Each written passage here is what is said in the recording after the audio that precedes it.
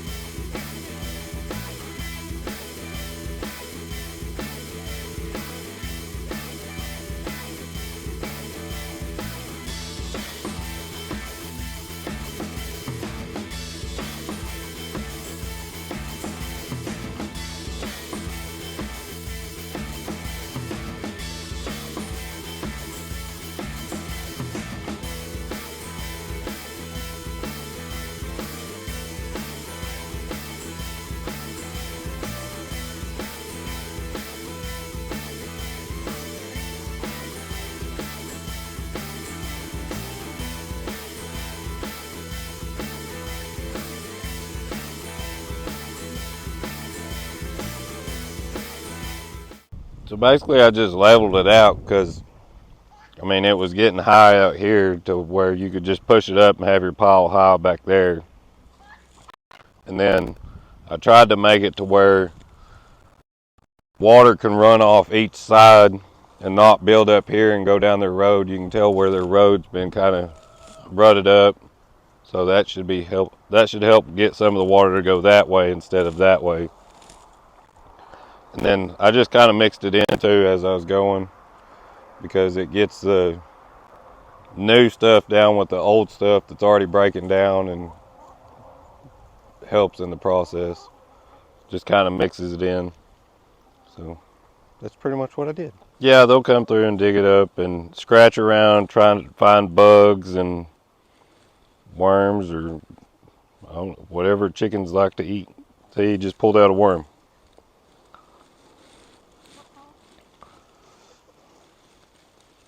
So, makes everybody happy, I guess. Now the rest of them's catching on. They're headed over. Yeah. All right, so Paula wanted a couple of pallets, asked William to keep an eye out for them, and thankfully Kathy, they get, I think, like 12 pallets a week of grain. So thankfully they're giving us some, and we're going to help Paula get her compost bin set up. One of the things that we're doing, that we're starting over on the farm, is we've actually used up all our compost with the iris that we had planted.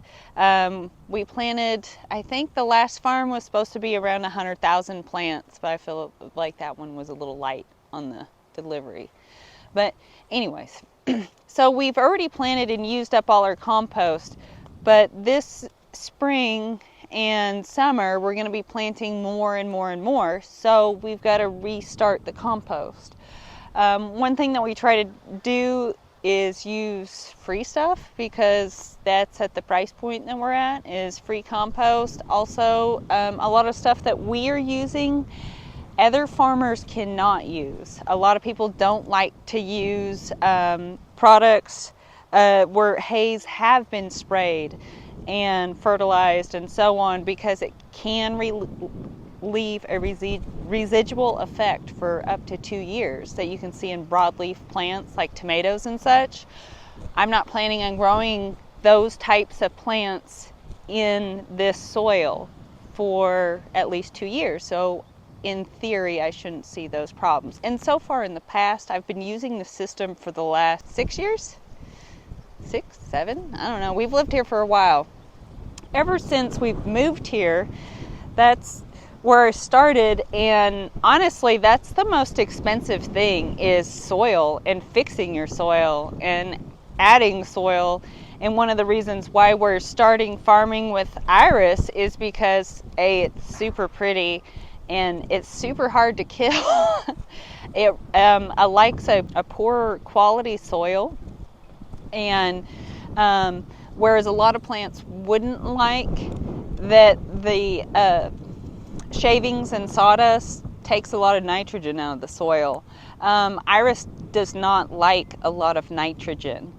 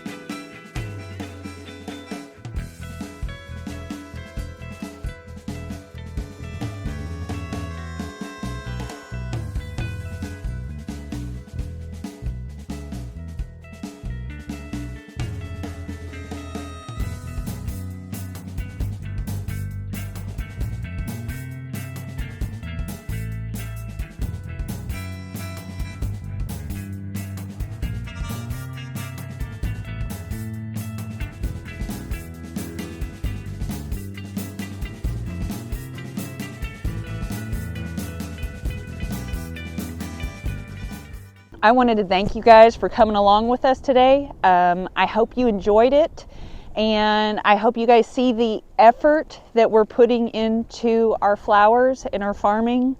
We're working on growing our soil, and hopefully it pays off. One of the ways that we're able to use this compost, even when it's not all the way finished, is like on this iris we just planted here, but we're adding such a thin layer that over winter, like this iris is all dormant, it's not really growing right now. Over winter, it's able to decompose more and more, and by spring, it is beautiful, and we just slowly add just a little bit and a little bit, and over time, we have beautiful soil. So, hope you guys come along with our journey. If you liked it, like it. If you would like to come along, subscribe. Thank you. Bye-bye.